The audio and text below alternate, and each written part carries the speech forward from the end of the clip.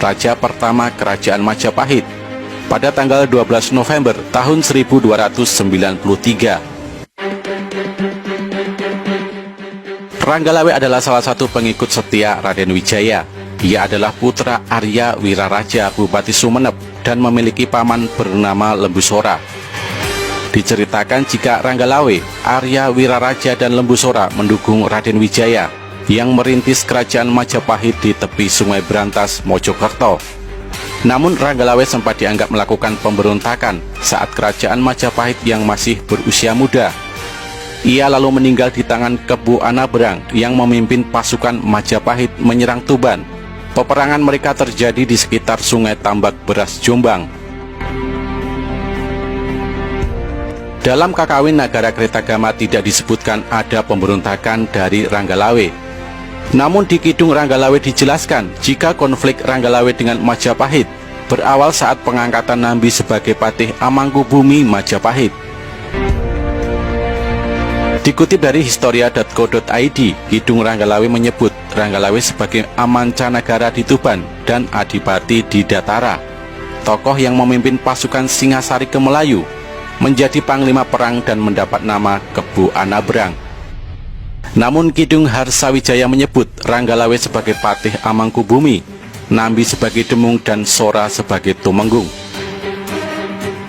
Ranggalawe mengatakan kepada Raden Wijaya bahwa Nambi tak lebih gagah berani dan perwira dibanding dirinya. Ia juga merasa lebih berperan dalam membantu Wijaya mendirikan Majapahit. Ranggalawe menganggap jika posisi Patih Amangkubumi lebih layak dipegang oleh Lembusora, paman dari Ranggalawe. Walaupun demikian, Lembusora tetap mendukung Nambi menjadi patih. Mengetahui hal tersebut, Ranggalawe marah dan keluar dari istana.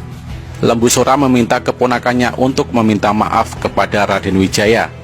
Tetapi ia tetap menolak dan memilih kembali ke Tuban.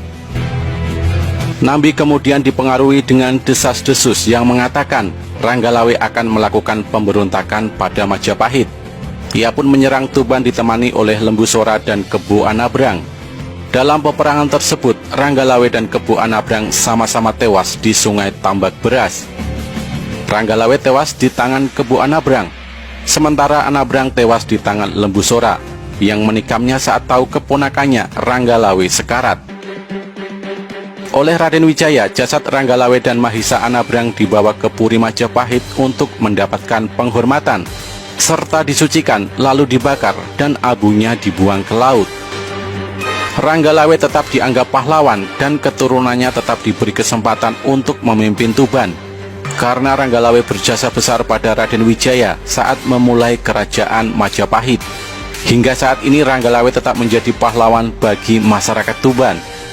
Bahkan dalam lambang daerah Kabupaten Tuban disertakan gambar kuda hitam dan tapal kuda kuning.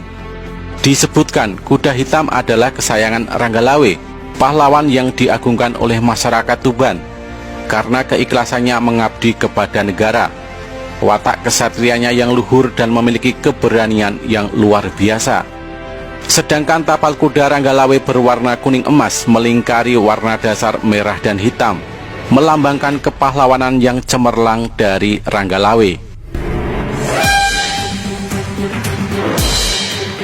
Thank you.